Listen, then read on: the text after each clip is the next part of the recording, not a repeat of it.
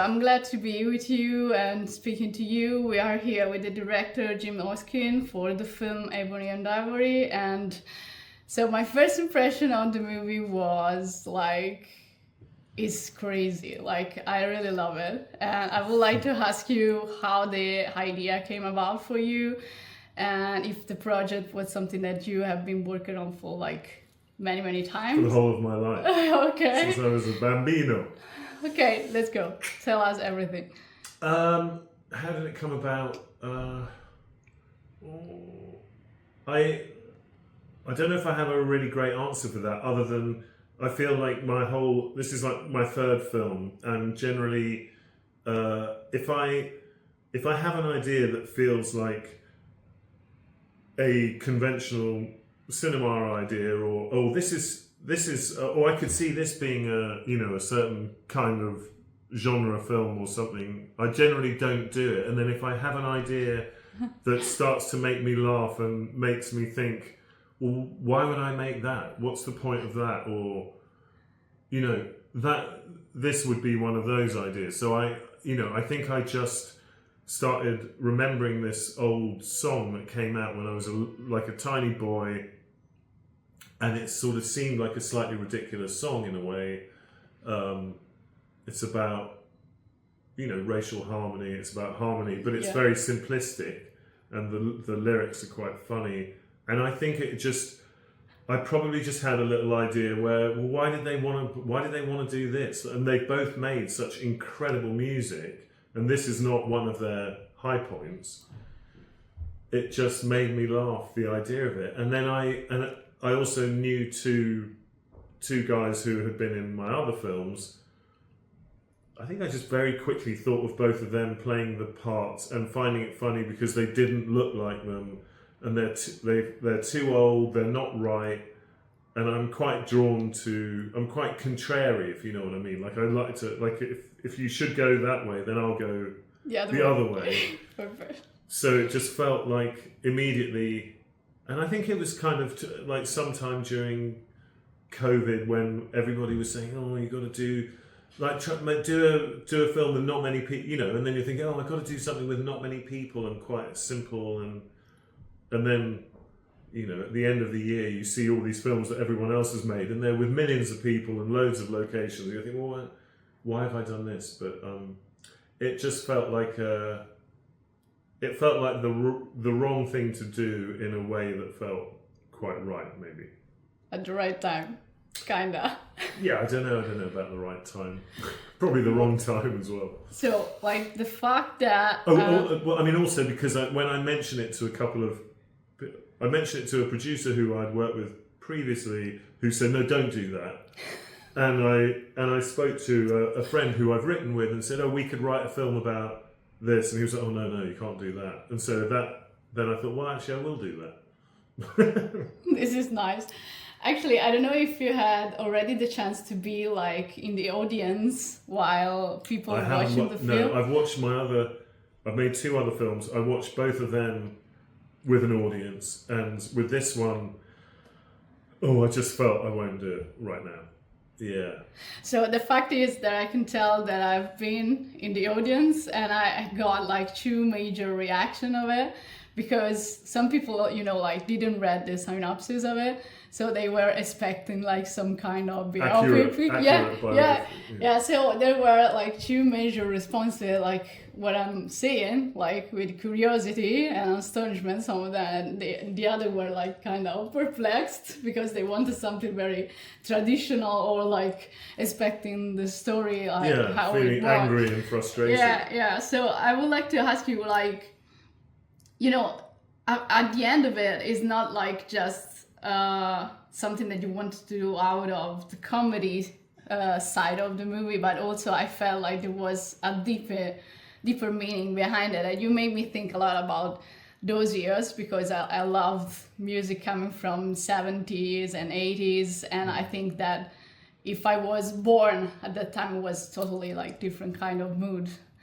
And like your movie in a kind of way is like a time machine to go there and see how the mentality were, kinda, but in a very,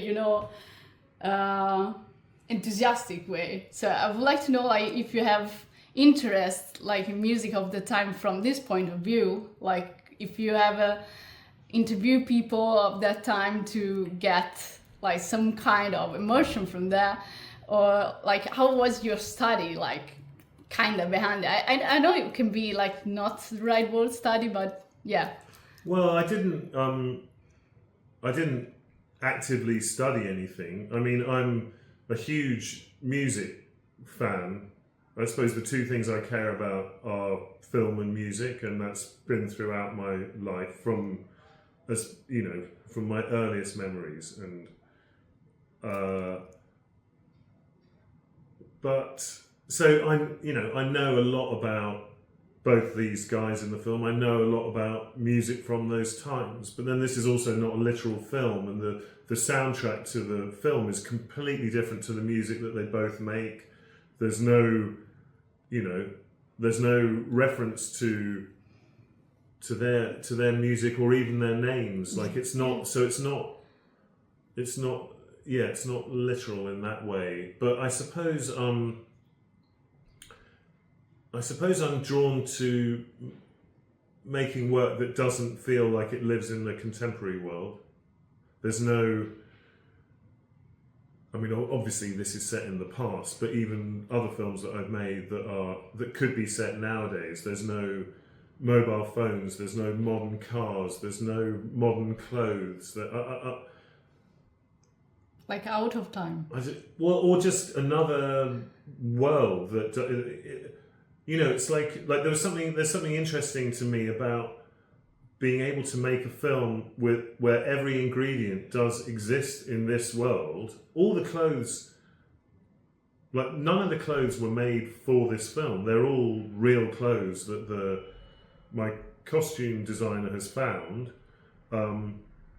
The car is owned by the son of the people whose house we shot in. Obviously it's a real location. Most of the stuff in the house is stuff that was in this house. There's something interesting to me about using real stuff, but it's what you don't show that, as much as what you do show, that's what creates the world of the film. But yeah, I do like to, I mean, I watch older films anyway. I do watch some new films, obviously, but I'm not really, I don't know, I'm not really that into the modern world, maybe. Well, it's just so, I know it. There's just so much of, well, now you got me going, but it's like you look at social media and everything, it's so exhausting. So it's quite nice to just go somewhere different. But also, I just always want to go, I want to go where my mind wants to go. Like, I don't want to be a dictator. It's more like I let it go where it goes and I follow, and I don't even know why sometimes. But I think in a way that's the most personal form of creation, because it's really coming out of you personally, rather than, I'm not trying to make a film think, oh, I'm going to make a film that's kind of like this person's film and it's this genre and I think everyone's going to want to see. I mean, I probably should do a bit of that because I might earn more money, but I'm doing quite personal work, and for reasons that you don't even know most of the time. I don't know how it will feel or how anyone will react. I remember after making it thinking, I haven't thought one time what anyone will think about this film. Like, I just hadn't even thought about it. And then when I was editing it, I thought, God, I haven't thought once. Like, and then you get a bit worried for a moment. Yes.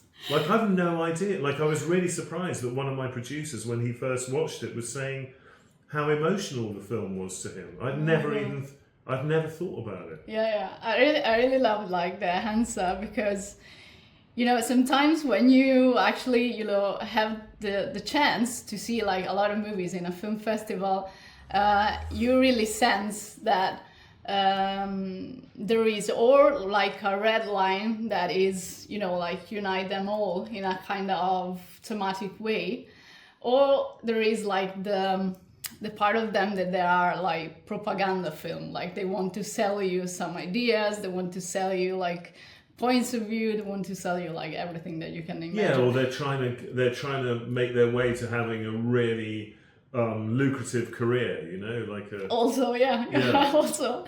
Yeah. So one of my my question is, when you find like Sky Elvar and Jill Jacks like to portray this, you know, surreal version of Paul McCartney and Stevie Wonder,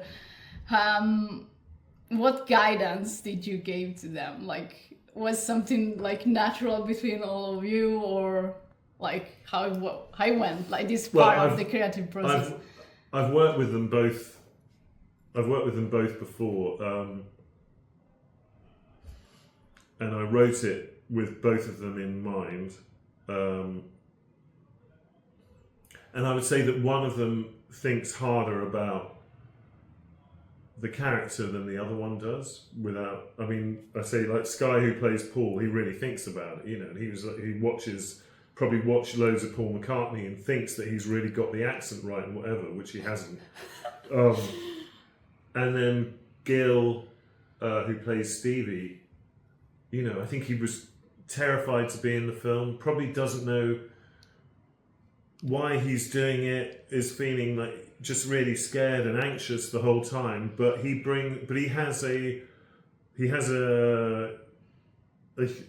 quality about him, a humanity about him that nobody else has. And he's a really strong, I suppose I love people who've got really strong natural personalities that are quite, and then that's like a very divisive thing. And, you know, I've found even just showing this to producers or screening this at festivals or whatever, there's always like people will be like, oh, I love Paul, or I love, like a lot of people find Gil, who plays Stevie, maybe they don't, you know, some of them love him and some of them really don't like him. I don't know. I just find him so funny, but like I could watch him for hours, but he's impossible to direct. But he'd be the first to say that, you know. Every morning he'd come up to me at breakfast in the hotel and go, Jim, so have we got just one moment? And it was the first time we'd had this conversation. It was always the same conversation, which was, are we going to do the whole of this dialogue? Is it going to be like in one piece, or are we going to cut around it? Because I think I've got it, but I might not be able to say the whole thing in one go. And like, you know, hey, don't get me wrong, I think I've probably got it. It's like, I know you haven't got it. And I know you haven't slept all night. Yeah, this is amazing, actually. This is very funny.